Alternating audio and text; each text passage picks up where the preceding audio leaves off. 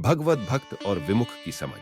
9 अप्रैल 1820 को समस्त मुनि भगवान के श्रृंगारिक पद गाने लगे। उसे सुनकर श्री स्वामीनारायण भगवान बोले कि भगवान जीव के कल्याण के लिए ही देह धारण करते हैं।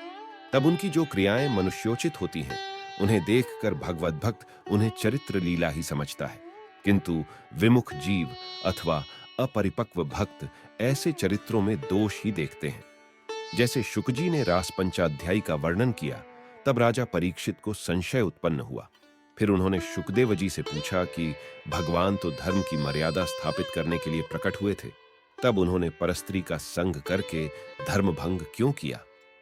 इस प्रकार उन्होंने भगवान की लीला में दोष देखा, परंतु शुकजी ने पूर्ण रूप से सोच विचार करके भगवान का गुणगान किया था कि कामदेव ने ब्रह्मादिक देवताओं को जीतकर अपने वश में कर लिया, तो उसे अत्यंत गर्व हो गया। उस गर्व को दूर करने के लिए भगवान ने कामदेव को ललकारा।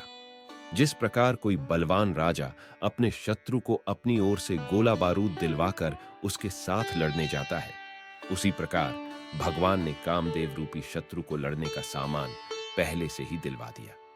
वह क्या? तो जब स्त्री के साथ संबंध होता है, तब कामदेव का बल बढ़ता है। विशेषकर शरद ऋतु की रात्रियों में कामदेव के बल में अधिक वृद्धि हो जाया करती है। उस समय स्त्री के राग रंगमय विलास के शब्द सुनने, उसका रूप देखने और स्पर्श करने से कामदेव का बल अत्यधिक बढ़ जाता है।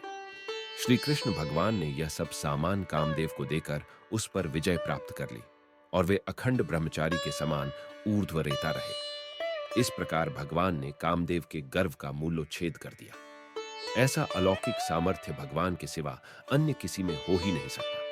इस प्रकार शुकजी ने भगवान का महान सामर्थ्य जानकर उनका चरित्र गान किया, जबकि राजा परीक्षित को यह बात समझ में नहीं आई। इस कारण उन्होंने भगवान में दोष देखा। अतः यदि कोई आपसे यह कहे कि आप परमहंस होने पर भी श्रृंगारिक भजन क्यों गाते हैं, तो उसे बताना चाहिए कि यदि हम श्रृंगारिक भजन नहीं गाते और भगवान की श्रृंगार लीलाओं के संबंध में दोष देखेंगे, तो हम भी राजा परीक्षित तथा अन्य नास्तिक विमुख जीवों की पंक्ति में मिल जाएंगे। इसीलिए हम विमुख जीवों की पंक्ति में सम्मिलित नहीं हो सकते, क्योंकि समस्त परमहंसों के गुरु शुकजी ने स्वयं भगवान की श्रृंगार लीला का गुणगान किया है। अतएव हमें भी भगवान का गुणगान अवश्य करना है। जय श्री स्वामीनारायण।